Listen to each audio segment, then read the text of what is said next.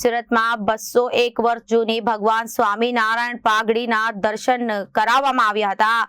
પાઘડી સ્વામિનારાયણ ભગવાને તે સમયે સુરતના કમિશનરને આપી હતી. તે સમયના આરદેશર કોટવાલ સુરતના પોલીસ કમિશનર હતા.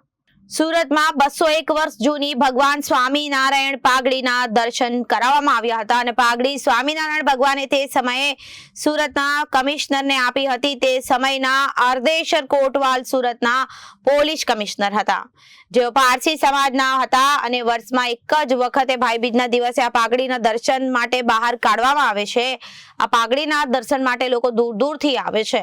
છેલ્લા 100 વર્ષથી ભાઈબીજના દિવસે આ પાઘડીના દર્શનની પરંપરા છે. પાઘડીના દર્શન કરી ભક્તોએ ધન્યતા અનુભવી હતી. મારું નામ જાસ્મિકાબેન ડાવરા. શું કહેશો, આજે ભાઈબીજના દિવસે પાઘના દર્શન માટે આવ્યા? આજે પાઘના દર્શન માટે આવ્યા. 200 વર્ષથી અર્ધેસર પારસી એક બાવાજી હતા, એને 200 વર્ષથી પાઘ આપી ગયા છે સ્વામિનારાયણ ભગવાન. અમે દર વર્ષે અહીંયા દર્શન કરવા આવી છે અને આટલી જ ભીડ હોય છે, બહુ ભીડ હોય છે બહાર સુધીથી. કેટલી આસ્થા જોડાયેલી છે અને ભગવાન ખૂબ જ આસ્થા છે કે ભાઈબીજના દિવસે વર્ષમાં એક જ વાર આ પાઘના દર્શન થાય છે, એનાથી ખૂબ લાભ થાય છે. આપણે દર વર્ષે દર્શન કરવા જોઈએ. આપનો પરિચય? હા જી, મારું નામ શહેજાદ વાડિયા છે અને હું આ પરિવારની 7મી પેઢીનો સદસ્ય છું. શું કહેશો, આ ઇતિહાસ કેટલો પૌરાણિક છે અને લોકો આજના દિવસે પાઘના દર્શન કરવા ક્યાંથી આવે? જી, તો સંવત 1881માં જ્યારે સ્વામિનારાયણ ભગવાન ભ્રમણ કરતા સુરત આવ્યા હતા, ત્યારે જે મારા પૂર્વજ છે અરડેસર કોટવાલ, તે એ ટાઈમ પર આ શહેરના પોલીસ કમિશનર કે પોલીસ ઇન્સ્પેક્ટરની પદવી ધરાવતા હતા અને એ પહેલાથી જ સ્વામિનારાયણ ભગવાનના ભગત હતા.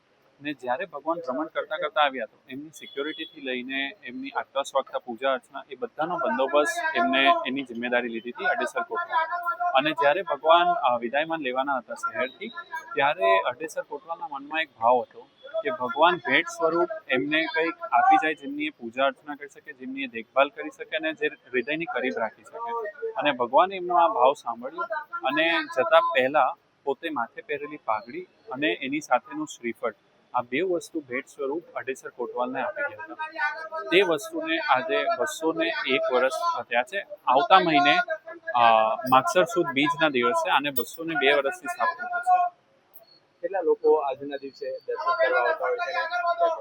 જી, સવારના 7 વાગ્યાથી આપણે દર્શન કરાવીએ છીએ અને સાંજના 7 વાગ્યાના ચાલુ રહે છે અને આશરે 15 થી 20 હજાર લોકોની સંખ્યામાં હરિભક્તો ઉમટી આવે છે આજના દિવસે.